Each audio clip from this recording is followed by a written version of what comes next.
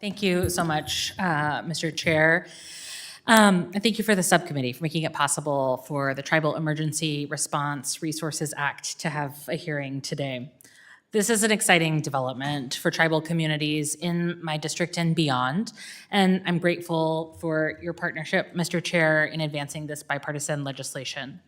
The TERRA Act is a critical step in ensuring tribal nations have the resources they need to prevent, respond to, and manage damage from climate change and extreme weather, natural disasters in their communities.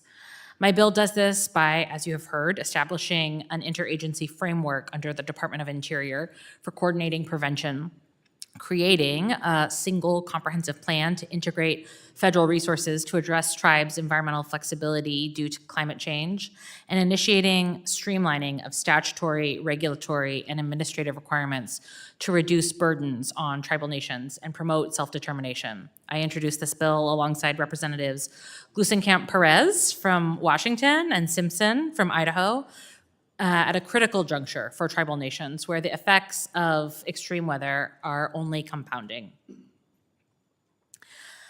Natural disasters and big weather are increasing in frequency and severity across the U.S., and tribal nations are experiencing the needs for relocation and federal resources on their reserved land. As it stands now, tribal nations need to navigate through different agencies with varying requirements for each application, varying deadlines for spending the money, and when they need federal assistance to recover or prepare for extreme weather, it is increasingly cumbersome.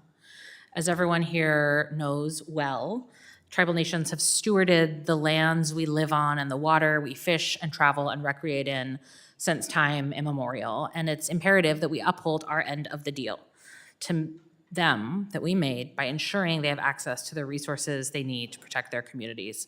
I visited the Hoh tribe in February, where I was able to see the tribe's relocation efforts, where rising sea levels are literally washing away homes and forcing families to move to higher ground.